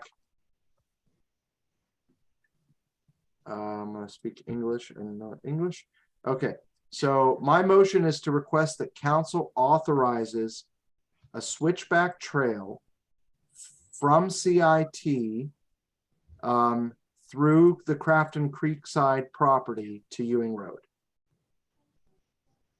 Does that make sense? So I'm By what motioning means? from By what here, means? from here, somewhere like this, like this, like this, like this, like this to this. And if, like I said, if somebody else wanted to connect it to here, well, you know, to hell with them. Can I ask I have to ask a question. Yes, The borough doesn't own CIT property.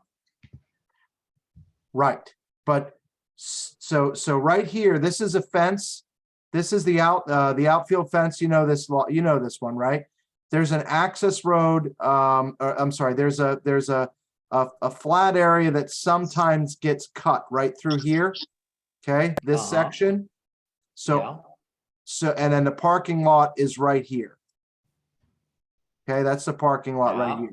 Yeah. So we would have to, Crafton would have to authorize it, and they would have to authorize it based off of the permission they received from CIT. Correct. I think that needs to be in the verbiage. So Crafton needs to authorize, so request that council requests trail right of way access from the CIT and okay, so I'm gonna read this back. Request that council requests trail right-of-way access from CIT and authorizes a switchback trail from CIT through Crafton Creekside property to Ewing Road. Yes. Okay, and So that was Matt. what I'm gonna do, because nobody's gonna read this ever. I'm gonna Hey, take, Eric, let me throw Yep. this out to you. Can you put it, I'm just throwing this out there too as an or. So let's just say CIT doesn't want people parking in their parking lot to be able to access the trail. Okay, you can access the trail from the other end. help me understand that.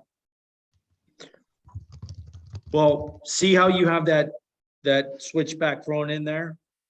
Go all the way over to the other side where it actually starts. Yeah, Oh, yeah. you're over there. Yep. Okay, all right. You have somebody that put part of it in there. Keep going right. Right. Well, so Go right, go right more. yeah, Matt, here, let me just do that. Hold on, just hold the map for a second. So Yeah, Matt, you're talking about this? Where's your arrow? Do you see my? Oh, yes, thank you. Yeah. So the problem is Crafton does not control, this is the the flood people, right? I understand that, but Crafton has a right of way. Oh, I don't think that we do. Jim, do we have a right No, of way? not yet, not yet. Right. That's what we're asking for. We're asking for permission. For that. So for the last let me see, 50 plus years, that's just been, people just been using it? Yes. Yep, it's never been officially sanctioned by the borough or by. Now you're with me. For the past year, I've been trying to get everyone to understand, like, look, yeah, we all use it, and it's, it's like it's always been, but we don't have access to it. So can the borough actually promote, like Miss Mary goes, hey, have a nice walk along the Creekside Trail? That's really not something that we can allow Miss Mary to put on. No, that's pretty cool though. I never knew that because I mean, I was alive when they came and did all that. Right. And Yeah. I've been using that trail my entire life. So what we're saying, Motorcycles, bicycles, jogging, dog walking, you name it. We did. yes, yes. So what I'm saying to you is, if we did something that looked like this, right? No, I'm with you. I was just giving you a secondary option. But this portion here, this is because this is all flat, and it's really like the deer trails are already there. It's already done. I got you know what I mean? But if we did this and carved the way that was up the hillside here, this is what needs to be done. And I was all I'm just saying in is- case the CIT didn't want to give you access. That's all. Right. Well, we'd have to. I don't know. I don't think CIT is going to fight it. I don't think so either. Yeah, but I think that's what we're asking them to do. And then we can, from the planning commission, we can put an all call out for some volunteers. I don't even need any volunteers. I can call a couple of people. You know what I mean? I mean, it's not a hard thing to put a couple of the stakes in the ground and say, here's the trail for now, But So do we want to include that it would be volunteer, or would we be asking for public works assistance? Are we leaving it up to council to decide how? I would suggest you leave it up to council, because if you put it on public works, there's no way we're going to be able to do this in the spring. so here, let me just let me just say this. There could be money in a fund somewhere that This request for that. would require no assistance from public works, but would require guidance from Gateway to ensure property boundaries. Hey, guys, can you hear me? Crafton. Yes. Yeah, we can hear you now. Yep. I'm the Bound Mark Land Surveying. My name's Charles Larzalier. I live right on Grandview, and this property is right Yeah. behind my house. Right by your house. Yeah, so I've been down there many times with my kids. It's pretty easy to make trails to there. It's pretty steep though. But anyway, I'm a land surveyor, and I've been kind of listening in tonight to see what's going on. I do like that the meetings are on Zoom, so I don't have to go down there. So hybrid meeting, just to, you guys were talking about that. I think that'd be great. But anyway, I'm looking to do some pro bono work. I've been living in Crafton for about 4 years. And it's a great community, and I just want to offer to do some pro bono work if you need that property surveyed. Thank you. I wouldn't be able to do it, in 2 months, but I'd do it for you. That's awesome. Yeah. Thank you. What was your name? Charles? Yeah, Charles Larzalier. I live at 90 South Grandview Ave, and I run a little land surveying company. That's great. Hey, this is Greg. I just wanted to chime in that during our parks planning public event, I had a fella walk up to me that was That's the guy. Oh yeah. Yeah. I have all of his contact information. Perfect. Yeah, he was with Rachel Carson, was part of the putting the trails in for Rachel Carson. Right. So I can get, I have all this information. I can easily get in touch with him and see if he's interested in. It's like bringing a bazooka to a knife fight. I mean, he's everything you want and 1,000% more. That's what I mean. So there's people in the community, and Greg, you know, you'll be there on a Saturday. You know what I mean? That's all it takes is a couple of flags and some pink tape, and this is done. You know what I mean? We don't need money. We need to get a boundary in place from Gateway to say, okay, you know, stop at this mark. You know, I mean, my God, anybody who's ever geocached before knows that we can figure our way up a steep hillside. You know, I mean, That's what I'm saying, Eric. I'm a surveyor, so I can. Yeah. Well, you're a surveyor. Yeah, we can get you down there on a Saturday.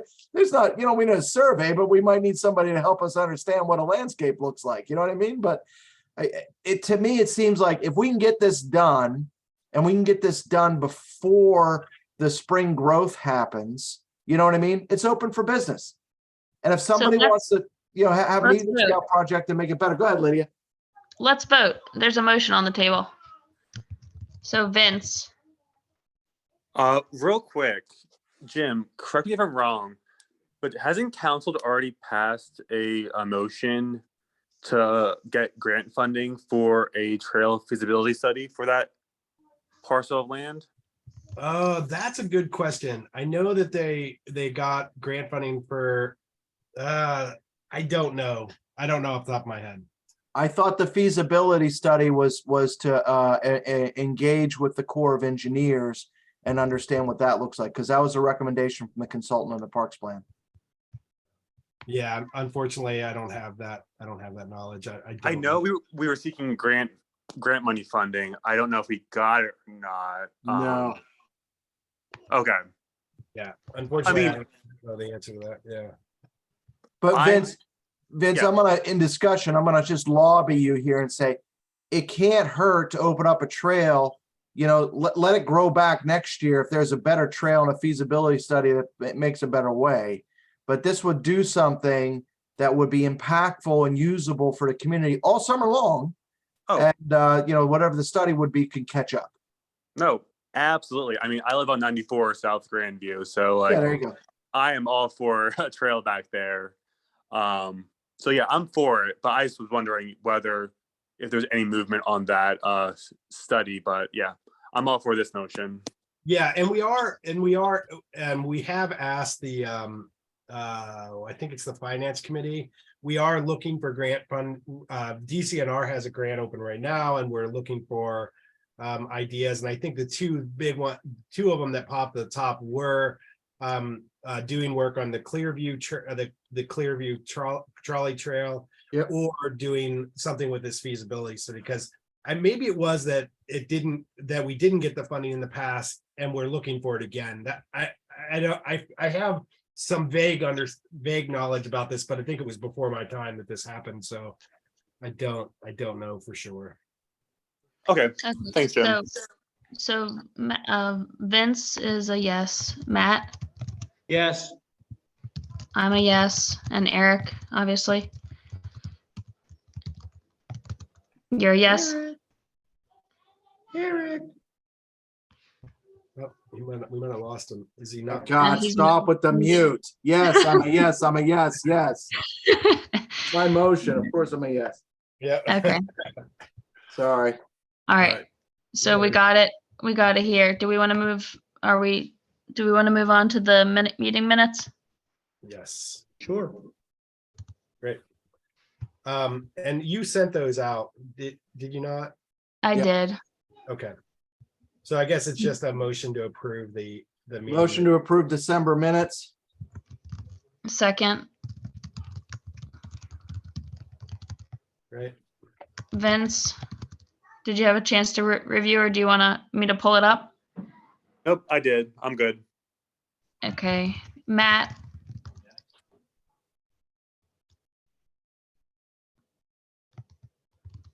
Matt, do you approve the minutes? You might be on mute. Okay, I'll circle back. Eric? Yes. And I approve. And then Matt? Yes. All right. And then does somebody else want a motion for the? Motion to approve January minutes.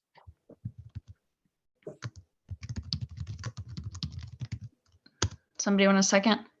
Second it, Matt. Okay, Vince.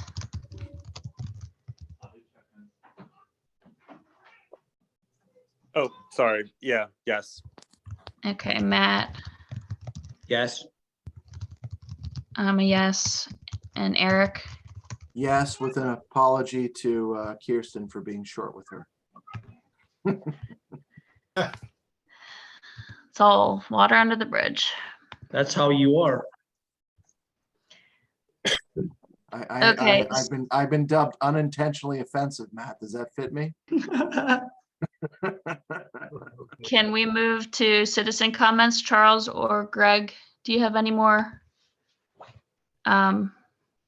comments for tonight? Thank you so much for joining.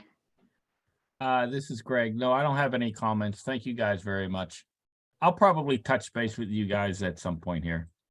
Sounds great. It's nice to have some citizens on. Yeah, Absolutely. And Greg has been added to the steering committee for the zoning update as well. great. Great. Okay. Motion to adjourn. Jim, do you have anything else? Oh. Nope. I think we're ready for the motion to adjourn. Okay, motion to adjourn 8:32 p.m. I'll second it. Have a good month, everybody. Thanks Thank you, all. everybody. Had a nice time. Thank you. Likewise, Bye-bye. thank you. Take care.